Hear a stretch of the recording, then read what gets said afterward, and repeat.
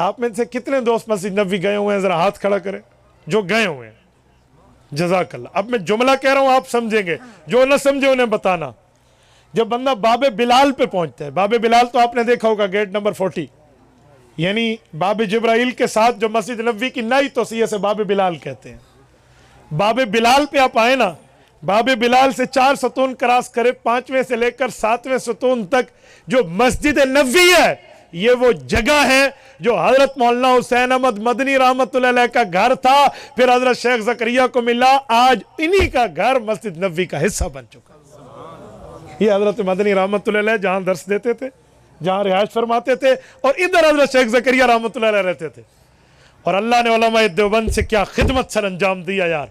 मैं एक बात मजीद कहता हूं, ये जब मस्जिद नबी की तोसी हो रही थी, उस वक्त शाह फहद, ये मदीना तैयबा के गवर्नर थे, उस वक्त ये खादिम उल हरमैन नहीं थे। तो मस्जिद नबी की तोसी के वक्त तवज्जो रखना, जो गए हैं वो समझेंगे।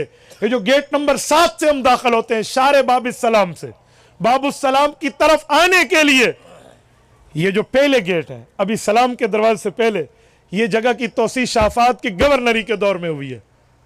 ये मैं 1980 के लगभग की बात कर रहा हूं। तो जब तोसी हो रही थी आज से 40 साल पहले, जो पुराने गए हैं ना वो लोग जानते हैं कि मस्जिद नबी जहां आज सलाम के लिए जाते हैं, इसके करीब जाकर गाड़ियां ठहरती थी, वहां सलाम होता था। अब तो कितनी दूर जाकर ठहरती हैं। तो ये तोसी जब हुई, जमीन बढ़ाई गई, तो एक मसला पेश हो गया। अल्लाह अकबर, एक अजीम मसला। जो मैं बात कर रहा हूं ना, आपके DI खान की एक शख्सियत भी आंखों देखी इस बात की गवाह है। हजरत मौलाना कारी खलील अहमद सिराज दामत बरकातुहू, इनने आंखों से मंजर देखा है। आप उनसे पूछ लेना, मैं तो पढ़कर बात कर रहा हूं, आप इनसे सुन लेना। जब मस्जिद नबी की इस जगह की तोसी की बारी आई तो एक अजीब मसला पेश हुआ। वो क्या कि यहाँ हजरत अब्दुल्ला की कब्र है, हुज़ूर पाक के अब्बा जान रजी अल्लाह अन्हु, हजरत अब्दुल्ला की कब्र।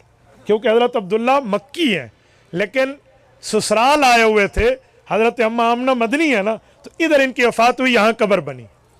हुज़ूर पाक के दौर में से कहते थे उतैमा बनी नज्जार, तबक़ात इब्न साद जिल्द अव्वल सफ़ा 60 में इमाम इब्न साद अल मुतवफ़्फ़ा 230 हिजरी ने ये रिवायत इब्न अब्बास के वास्ते से लिखी है।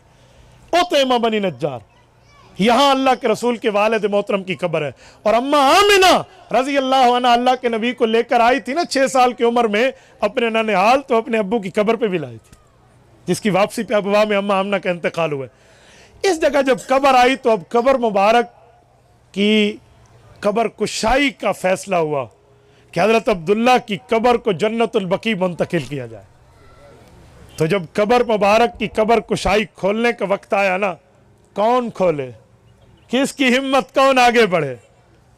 हजरत मौलाना आशिक इलाही, ये जो मैं दारुल उलूम देवबंद के इस बंदे की बात कर रहा हूँ, जिन्हें इनामुल बारी में अशार जमा किए हैं, इनके फैसले और मशवरे के मुताबिक कहा हुजूर पाक के वालिद की कब्र को हाथ आम मजदूर नहीं लगाएगा, पहली कुदाल वो मारेगा जो उन्हीं के इलाके का है, जो हुजूर पाक सल्लल्लाहु अलैहि वसल्लम के रोज़े की सफाई करते हुए आ रहे हैं। जो हुजूर की रोज़े की सफाई वाले हजरात बैठे हैं ना, अफ्रीकन हजरत बिलाल के इलाके वाले, वो नस्ल दर नस्ल जो आ रहे हैं, वही बंदा आएगा खादिम रोज़ा, और वो हुजूर पाक के वालिद की कब्र को खोदना शुरू करेगा।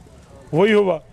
और 1400 साल गुजरने के बाद भी हुजूर पाक के वालिद मोहतरम की कब्र बिल्कुल सही सलामत और जिस्म सलामत था। 18 साल की उम्र में हजरत अब्दुल्ला का इंतकाल है। कहते हैं बाल जो थे ये पूरे लुम्मा जुम्मा और वफरा की हद तक थे, सबसे कानों से बड़े हुए और कंधों से ऊपर इतने इतने बाल थे, बाल तक खराब नहीं हुए। और जिस्म अक़दस को उठाया गया। इन उठाने वालों में हजरत मौलाना आशिक इलाही रहमतुल्लाह अलैह, हजरत मौलाना उबैदुल्लाह अनवर रहमतुल्लाह अलैह, हजरत मौलाना उबैदुल्लाह अनवर मौलाना अहमद लाहौरी रहमतुल्लाह अलैह के फर्जंद हैं। अपने बेटों समेत इनको उठाया, मौलाना अजमल और मौलाना राशिद समेत उठाया। इस पे हजरत शेख ज़करिया रहमतुल्लाह अलैह की शमूलियत, मौलाना आशिक इलाही बरनी की है। और सबसे पहले हाथ उठाने वाला वही रोज़े का खादिम है।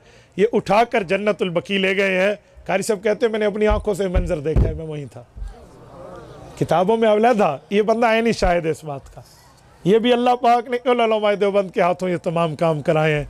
हदीस की खिदमत भी की है, सीरत की खिदमत भी की है, रसूलुल्लाह की ज़ात अक़दस के मामलात भी आगे बढ़ाए हैं। तो ये हमारे उलमाए देवबंद उलमाए हक़ की खिदमत हैं, जो अहदीस पर भी हैं और हुज़ूर पाक अलैहिस्सलातु वस्सलाम की ज़ात अक़दस पर भी हैं।